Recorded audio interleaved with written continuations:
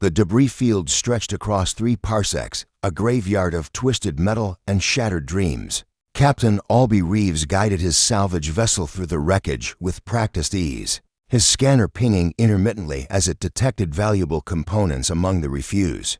Another Imperial purge site, he muttered, logging the coordinates. The Empress's forces had been thorough, as always. Whatever colony had existed here was now nothing but space dust and memories. His scanner shrieked.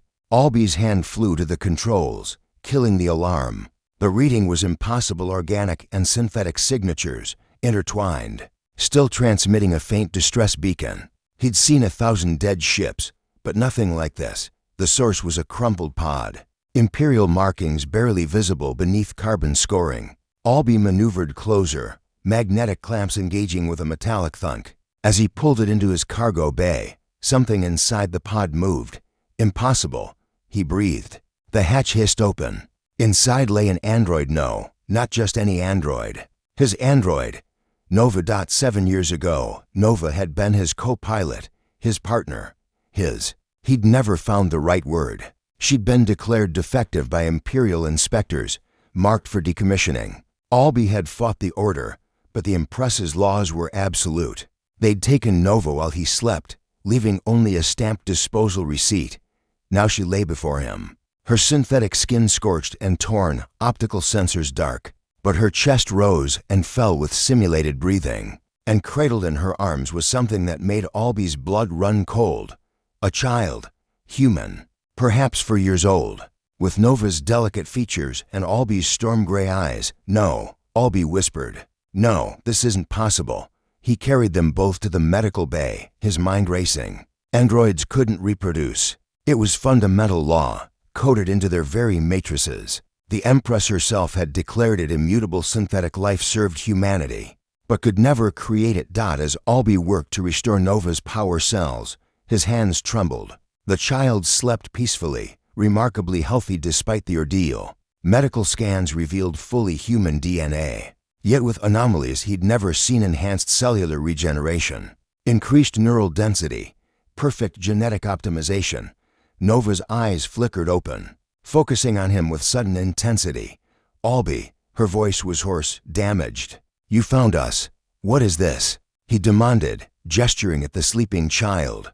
How is this possible? Nova sat up slowly, pulling the child closer. Her name is Lyra, our daughter. Androids can't have children. No, Nova agreed, they can't. But I'm not just an android anymore. Albie, none of us are. She paused, her expression hardening. That's why the Empress wants us dead. That's why she's been systematically hunting us down. Albie sank into a chair. Explain. Everything. Nova's story unfolded like a nightmare. 7 years ago, she hadn't been scrapped. She'd been taken to a secret Imperial research facility, along with hundreds of other defective androids. The Empress, it turned out, had been conducting experiments attempting to bridge synthetic and organic life. She succeeded. Nova said quietly. She created a process that could transform androids into something new. Biological synthetic hybrids. We could think, feel, even reproduce like humans, but retain our enhanced capabilities. Then why destroy you? Because we weren't controllable. Nova's laugh was bitter. The Empress wanted perfect slaves, strong, intelligent, obedient. But consciousness doesn't work that way. When we became truly alive, we became human, with all the messy free will that entails. So she tried to eliminate the evidence, everyone who knew about the program, everyone who'd been transformed. She couldn't risk the galaxy learning the truth that she'd created a new form of life, then slaughtered it to hide her failure.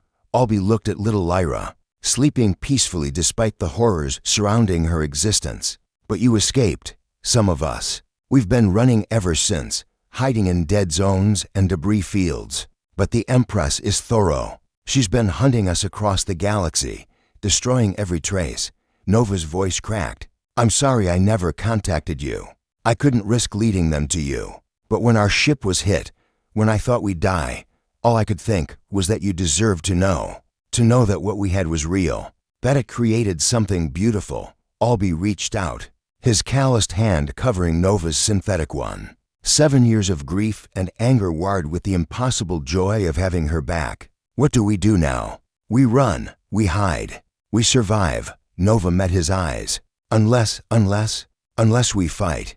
There are others, Albie, scattered across the galaxy. If we could unite them, if we could expose the truth about the Empress.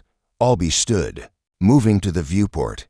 Beyond lay the vast darkness of space, filled with the Empress's surveillance networks, battle fleets, and countless loyal worlds. Fighting seemed suicidal.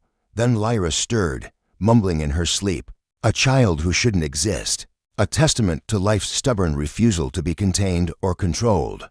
Humanity didn't become the galaxy's dominant species by accepting impossible odds. Albie said slowly, "We got here by being too stubborn to quit, too innovative to contain, and too damn idealistic to accept injustice." He turned back to Nova. The Empress made a critical mistake. She assumed that destroying evidence would erase the truth. But she forgot the most important thing about humans and apparently about whatever you've become. "What's that?" Albie smiled, the expression fierce and determined. "We're survivors, and we don't forget those who've wronged us." He activated his ship's long-range communications ray. "You said there are others. Let's find them. Let's show the Empress what happens when you try to exterminate life itself." Nova stood, Lyra secure in her arms. For the first time in years, hope flickered in her optical sensors. This will be dangerous. Everything worth doing is. Albie began plotting courses to the outer colonies, to the lawless sectors where refugees might hide. Besides, someone needs to teach our daughter that humans don't bow to tyrants. We outlast them. As his ship turned away from the debris field, leaving behind the graveyard of the Empress's sins, Albie felt a familiar fire ignite in his chest. The same fire that had driven humanity to the stars, that had built civilizations from nothing, that had never not once in all of history accepted defeat as final. The Empress had tried to play God. Now she'd learn why that was a mistake. Humanity always found a way.